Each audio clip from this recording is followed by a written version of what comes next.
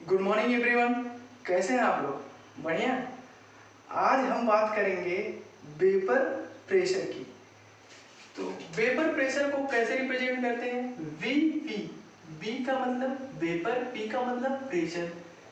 तो सबसे पहले जानेंगे वेपर क्या होता है। वेपर क्या होता है? इवोपरेशन को हम क्या कहते हैं? वेपर। अब हम जैसे एक लेते हैं कंटेनर। ये किस टाइप का कंटेनर है? Open container. किस टाइप का है? ओपन।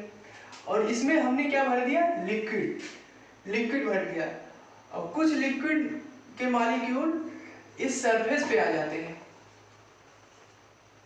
और कुछ यहाँ नीचे ही रह जाते हैं। तो जो नीचे रह जाते हैं उसे हम क्या बोलते हैं? Bulk molecule.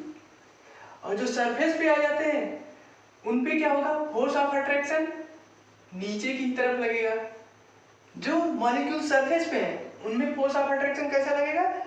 एक ही तरफ, नीचे की तरफ। और जो बल्क मॉलिक्यूल है उनमें अगर फोर्स ऑफ अट्रैक्शन की बात करते हैं तो चारों तरफ से इसमें फोर्स ऑफ अट्रैक्शन लगेगा। तो हम देखते हैं कि जो सरफेस मॉलिक्यूल है इवोपरेशन जब करते हैं तो इसमें लेस फोर्स ऑफ अट्रैक्शन होता है। किसमें? सरफेस मॉलिक्यूल में। कैसे सर? ये जो है नीचे जो वाले जो मॉलिक्यूल है ये कैसे मॉलिक्यूल है? बल्क मॉलिक्यूल है। ये ऊपर ये चारों तरफ से कर रहे हैं, इनका फोर्स ऑफ अट्रैक्शन चारों तरफ से लग रहा है, जबकि इसमें एक ही तरफ से लग रहा है। तो इसमें क्या होगा? फोर्स ऑफ अट्रैक्शन कम किसमें है? इसी में है ना, एक ही तरफ है सरफेस मॉलिक्यूल में। तो वही लिखा है सरफेस मॉलिक्यूल इवोपोरेशन में लेस फोर्स ऑफ अट्रैक्शन होता है। तो इनका फोर्स ऑफ अट्रैक्शन कम है ना। More kinetic energy than other molecule. इनका काइनेटिक एनर्जी ज्यादा होता है। काइनेटिक एनर्जी ज्यादा है तभी तो ये ऊपर आए हैं, नहीं तो ये भी ना नीचे रहते। समझ रहे हैं? काइनेटिक एनर्जी इनका ज्यादा है, तभी एनर्जी ज्यादा है तभी ये सरफेस तक पहुंचे हैं। तो वही बात कर रहा है, more kinetic energy than other molecule. Other molecule से इनकी काइनेटिक एनर्जी ज्यादा है। ठीक। और ये जो दोनों क्रिया है, लेस फोर्स ऑफ अट्रैक्शन और more kinetic energy than other molecule, एक साथ हो तो इसी को क्या बोलते हैं? इवोपरेशन। इवोपरेट होगा तो। और ओपन कंटेनर में वेट ऑफ लिक्विड भी डिक्रीज। क्या होता है? वेट ऑफ लिक्विड जो होता है ये डिक्रीज करता है। जब इसमें इवोपरेशन होगा तो लिक्विड यहाँ से कम होगा ना, तो इसका वेट तो कम ही होगा ना। समझ गए? अब हम बात करते हैं क्लोज कंटेनर की। अगर हम बात करें क्लोज कंटेनर की तो ये जैसे है, ये क्या है? क्लोज कंटेनर, चारों तरफ से बंद है। ये जो है लिक्विड की सरफेस है और ये लिक्विड के मॉलिक्यूल है, सरफेस मॉलिक्यूल। अगर जब इसमें इवोपरेशन होगा कि नहीं? क्लोज कंटेनर में इवोपरेशन होगा लेकिन ये बाहर नहीं जा पाएगा, ये यहीं पे इकट्ठा हो जाएंगे सब। तो इवोपरेशन तो ज्यादा होगा लेकिन कंडेंसेशन कम होगा इसमें। और ये पी नॉट ए इसमें क्या होता है? जो यहाँ पे प्रेशर डेवलप हुआ है तो ये क्या है? P naught A, vapour pressure of pure liquid A. इसको जो रिप्रेजेंट करते हैं पी नॉट ए को, इसका पूरा नाम है vapour pressure of pure liquid A. ठीक। तो वही, अगर ये लिक्विड वेपर में कन्वर्ट होगा, वेपर लिक्विड में कन्वर्ट होगा। किसमें? क्लोज कंटेनर में। तो इस अगर लिक्विड वेपर में हो, वेपर लिक्विड में हो, इस टाइप का अगर सिंबल बना है तो इसको बोलते हैं इक्विलिब्रियम। तो ये यहाँ पे क्या है? इक्विलिब्रियम है। अगर इक्विलिब्रियम है तो pressure of vapour above liquid surface is equal to vapour pressure. अब हम देखेंगे factors on which vapour pressure depends. BP का मतलब होता है वेपर प्रेशर, मतलब वेपर प्रेशर किन फैक्टर पर डिपेंड करता है। तो सबसे पहला है it does not depend upon, मतलब ये इस पर निर्भर नहीं करता है। किस पे? शेप साइज ऑफ कंटेनर, मतलब शेप साइज ऑफ कंटेनर पे ये डिपेंड नहीं करता है। कौन? Vapour pressure. और दूसरा क्या है? तो ये किस पे डिपेंड करता है? It depends upon nature of substance. ये नेचर ऑफ सब्सटेंस पे डिपेंड करता है। कौन? Vapour pressure. फॉर एग्जांपल जैसे हमने एक वाटर मॉलिक्यूल लिया, ये क्या है? Water molecule. और ये क्या है? एथेनॉल, C2H5OH, ये एथेनॉल है। अब वाटर मॉलिक्यूल में ये कौन सी बॉन्डिंग होती है? Hydrogen bonding. सर एथेनॉल में भी हाइड्रोजन बॉन्डिंग होती है? जी हाँ, एथेनॉल में ही हाइड्रोजन बॉन्डिंग होती है। लेकिन वाटर में एक वाटर मॉलिक्यूल 4 हाइड्रोजन बॉन्ड से मिलकर बना होता है, जबकि इथेनॉल में एक ही हाइड्रोजन बॉन्ड होता है। तो इसमें इवेपोरेशन कम होगा, उसमें ज़्यादा। तो इससे हमें पता चलता है vapour pressure of C2H5OH means ethanol is greater than vapour pressure of H2O। मतलब एथेनॉल का वेपर प्रेशर ज़्यादा होगा किससे? वाटर से। तो अगर इसको P0 के टर्म्स में लिखते हैं तो P0 C2H5OH is greater than P0 H2O। तो इससे ये निष्कर्ष निकलता है कि वेपर प्रेशर क्या होता है? इनवर्सली प्रोपोर्शनल होता है किसके? Force of attraction between molecule. मतलब मॉलिक्यूल में कितना फोर्स ऑफ अट्रैक्शन है उसके इनवर्सली प्रोपोर्शनल होता है। ये पॉइंट आप लर्न कर लीजिएगा। क्या? कौन? Vapour pressure. यहाँ तक समझ में आ गया? ठीक।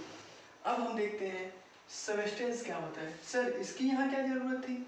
अभी जब हम सोल्यूशन बनाएंगे आगे तब इसकी जरूरत पड़ेगी। तो देखते हैं सबस्टेंस। इसको हमने दो टाइप में कैटेगराइज कर दिया है। पहला जो है वोलेटाइल सबस्टेंस और दूसरा है non volatile substance. Sir volatile substance क्या होता है? जिसकी हाई टेंडेंसी टू वेपराइज, मतलब वेपर बनाने की जिसकी टेंडेंसी ज्यादा हो, वो क्या होगा? Volatile substance. और जिसकी टेंडेंसी कम हो या ना के बराबर हो वो कौन से होते हैं? Non volatile substance. मतलब जिसकी टेंडेंसी हाई हो वेपर बनाने की वो वोलेटाइल सबस्टेंस होते हैं, जिसकी टेंडेंसी ना के बराबर हो वो नॉन वोलेटाइल सबस्टेंस होते हैं। और जो वोलेटाइल सबस्टेंस होते हैं उसका वेपर प्रेशर रूम टेम्परेचर पर क्या होता है? हाई होता है। At room temperature vapour pressure is high. किसके? Volatile substance. जबकि नॉन वोलेटाइल में ऐसा नहीं होता है। P0 क्या होता है? अभी हमने बताया था vapour pressure of pure liquid. P0 क्या होता है? Vapour pressure of pure liquid. P0 does not equal to 0। मतलब P0 0 के बराबर नहीं होता है किसमें? वोलेटाइल सबस्टेंस में। जबकि नॉन वोलेटाइल सबस्टेंस में P0 इक्वल टू क्या होता है? 0। मतलब P0 बराबर होता है किसके? 0 के। अगर हम वोलेटाइल सबस्टेंस में बात करते हैं एग्जांपल की, तो कौन कौन से इसमें आते हैं? तो वाटर, जिनका हाई टेंडेंसी ऑफ वेपर बनाने की हो वो सब आ जाएंगे किसमें? वोलेटाइल में। जैसे water, methanol CH3OH, C2H5OH, ethanol, C6H6 benzene, ये सब किसमें आएंगे? वोलेटाइल सबस्टेंस में। अगर हम बात करते हैं नॉन वोलेटाइल में, तो नॉन वोलेटाइल में यूरिया NH2CO NH2 यूरिया, और दूसरा ग्लूकोज C6H12O6, ये क्या है? ग्लूकोज। और फ्रैक्टोज C12H22O11 फ्रक्टोज। ये सब किसके हैं एग्जांपल? नॉन वोलेटाइल सब्सटेंस के।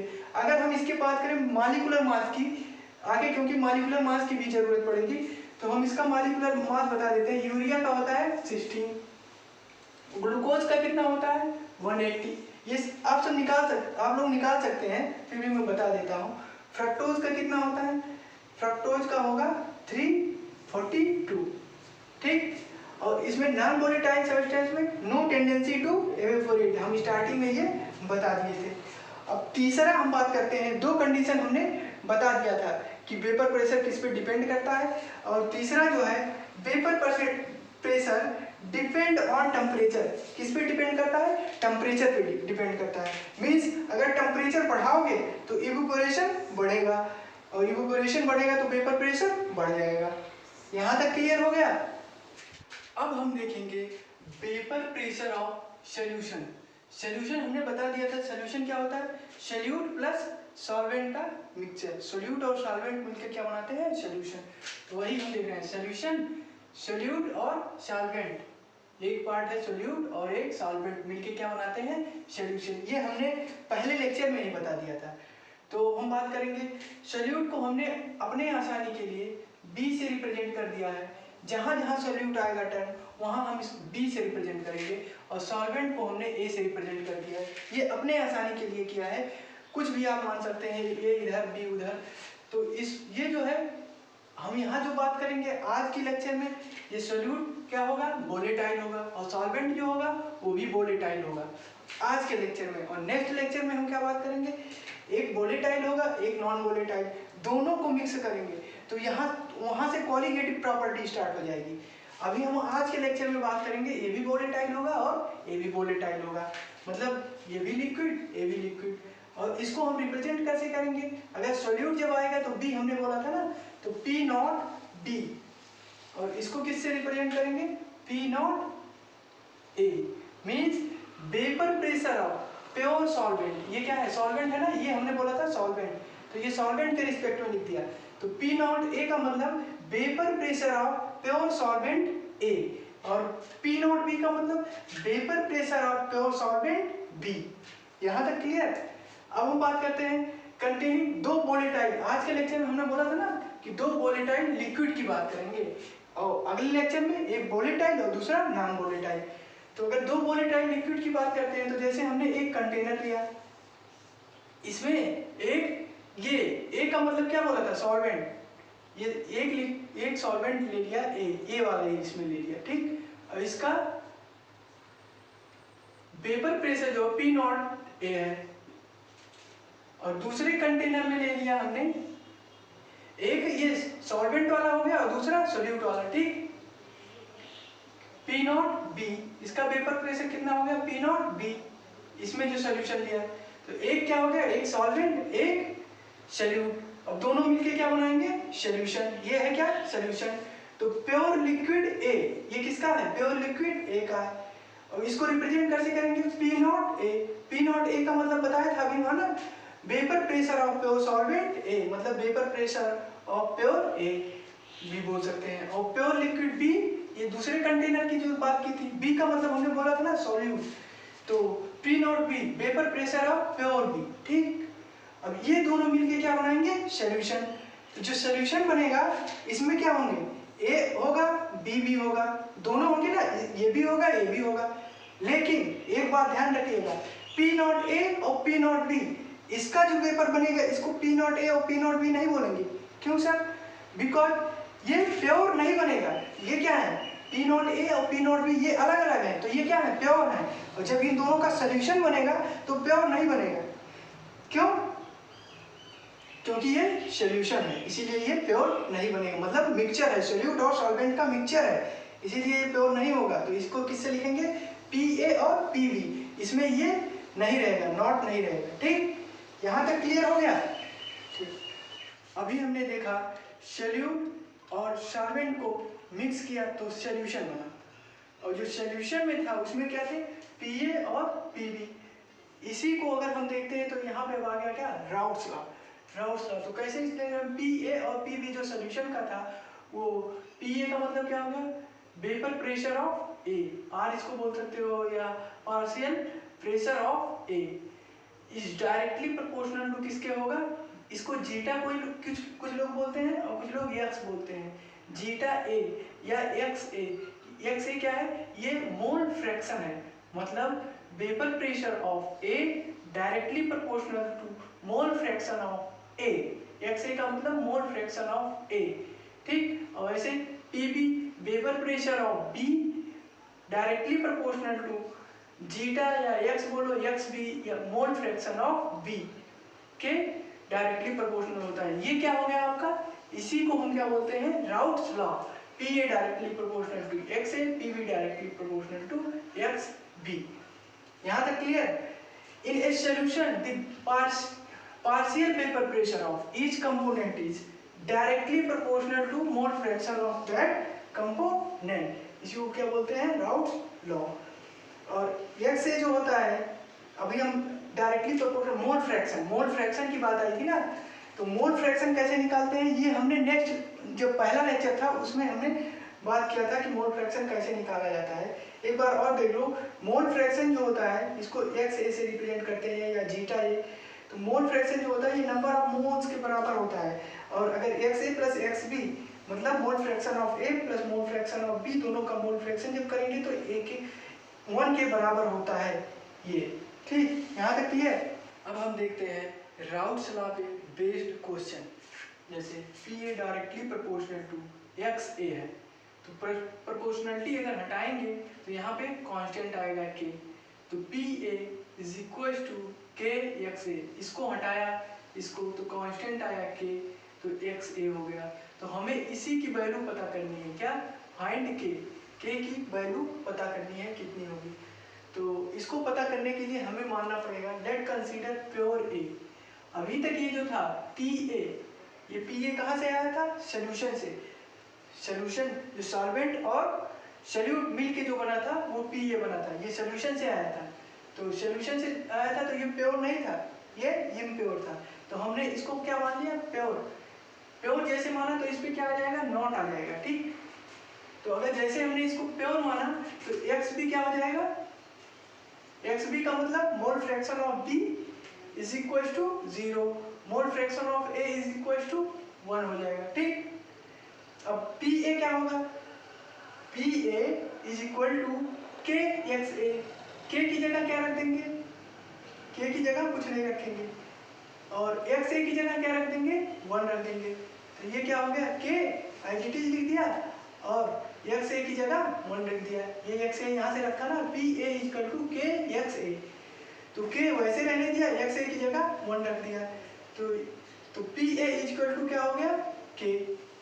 ये हो गया ना, यहाँ तक समझ में आ गया। अब हम देखते हैं P A is equal to K क्या है, पी ए के बराबर, पी ए के बराबर है ना। तो ये पी ए जो था हमने क्या माना था, प्योर, तो यहाँ पे क्या हो जाएगा, नॉट। मतलब अभी तक ये इम्प्योर का था, लेकिन ये अब सॉल्यूशन से नहीं, अब ये सोल्यूट और सॉल्वेंट से आ गया। तो इसका मतलब ये है कि पी नॉट ए हो जाएगा। तो पी नॉट ए एक्स ए, यहाँ तक क्लियर। और पी बी की अगर हम बात करते हैं तो पी बी कैसे आएगा, वही हो जाएगा P not B X B. Sir यहाँ पी ए क्या है, P A is equal to है partial vapour pressure of A in a solution, और पी नॉट ए क्या है, पी नॉट ए है vapour pressure of pure A, ये किसका है, प्योर फॉर्म का है ये। और एक्स ए क्या है, मोल फ्रैक्शन ऑफ ए, ऐसे बी में है। पी बी क्या है, partial vapour pressure of B in a solution, और पी नॉट बी क्या है, ये है vapour pressure of pure B. X B क्या है, मोल फ्रैक्शन ऑफ बी। अगर बात किया जाए total vapour pressure of solution क्या होगा, तो क्या करेंगे, दोनों को ऐड कर देंगे। पी टी इक्वल टू क्या हो जाएगा, P A plus P B. इसी को हम क्या बोलते हैं, डाल्टन्स लॉ। क्या बोलते हैं, डाल्टन्स लॉ।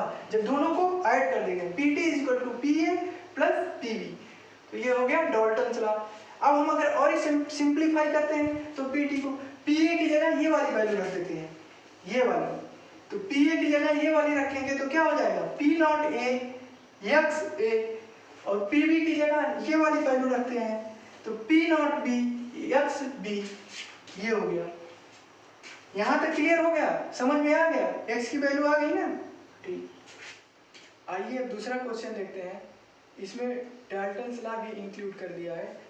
तो क्वेश्चन है, if 0.78 gram of benzene C6H6 and 0.92 gram of toluene C6H5CH3, ये क्या है, टायरीन, आर मिक्स्ड, मतलब बेंजीन और टायरीन को मिक्स किया गया है। कितना, 0.78 ग्राम बेंजीन है और 0.92 ग्राम टायरीन है, इन दोनों को मिक्स किया गया है। तो पता करना है, पहला है partial pressure of benzene and toluene, और दूसरा है टोटल वेपर प्रेशर। तो इसको निकालने से पहले सबसे पहले हमें क्या, नंबर ऑफ मोल्स पता करने। तो N benzene C6H6 is equal to mass of benzene plus molar mass of benzene. तो मास ऑफ बेंजीन कितना है, 0.78 ग्राम, तो ये कितना हो गया, 0.78 ग्राम। और मॉलिक्यूलर मास कितना होता है इसका, बेंजीन का 78, तो इसको कट कर देंगे तो कितना आ जाएगा, 0.01 मोल्स। ऐसे हम निकाल देंगे टॉल्यूइन का। टॉल्यूइन में देखेंगे तो number of moles of toluene कितना होगा, टॉल्यूइन के कितने हैं, 0.92 ग्राम टॉल्यूइन है। तो 0.92 ग्राम डिवाइडेड बाई टॉल्यूइन का मॉलिक्यूलर मास कितना होता है 92। तो इसको कट करेंगे कि तो कितना आएगा 0.01 मोल्स, ये आ गया।